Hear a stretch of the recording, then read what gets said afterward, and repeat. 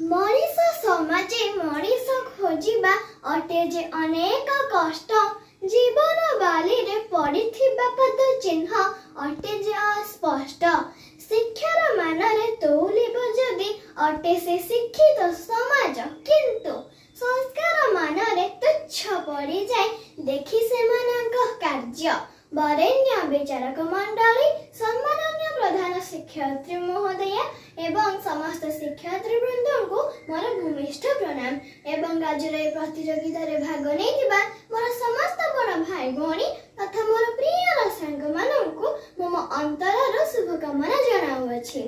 मु साई दिव्यांशी शतपथी चतुर्थ श्रेणी छात्री प्रतिनिधित्व करुछि न्यू पब्लिक स्कूल चंडीखोल को। आज सम्मुखरे एक महत्वपूर्ण विषय वस्तु पर किछि कहिबाकु जाउछि जहाँकि आम वास्तविक जीवन सह जड़ित आ सेही विषय वस्तुटी हेउछि भल मनीष हेबारे केउटी जरूरी शिक्षा ना संस्कार।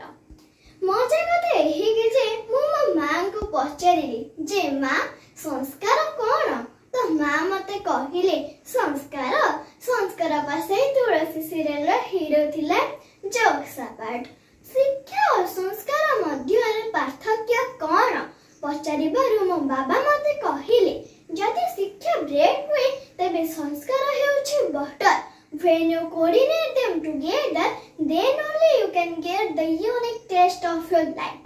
मो पचारिली माने से मते पूरी बुझाई देले जे संस्कारितम विद्या येन विद्या सर्वस्य रूपम अर्थात education with culture is the true form of knowledge. सांगमान शिक्षा और संस्कार हेउछि एक मुद्रार दुई पार्श्व सदृश। उत्तम शिक्षा उन्नत भविष्य गढ़िबारे सहाय्य करे किंतु उत्तम संस्कार उन्नत चरित्र गढ़िबारे सहाय्य करे। कथारे नहीं character develops not through your education but through your behavior or culture। किछि दिन तळे मु एक न्यूज देखिथिली जे बेंगलुरुर एक 70 वर्षर वृद्ध कृषक कोनोसे एक जीटी मॉल को प्रवेश करिबा पई अनुमति पाई नथिले कारण से निज पारंपरिक पोशाक रहिथिले। तो से सेठी गोटे भल कथाटे कहिथिले जे I have 5 educated and well settled children but I will never give up my culture and the dressing style and start wearing pants just to enter a mall।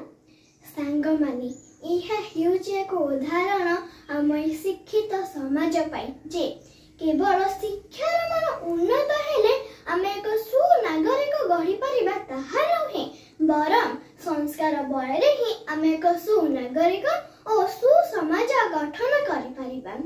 कथारे नहीं थिले थाउ पछे गुण अपार चरित्र नथिले सबु असार। एक सुचरित्र गढ़िबा पई ज्ञान नुहे बरं संस्कार रहिबा निहाती जरूरी। तेणु जीवनर इंजिन चलाई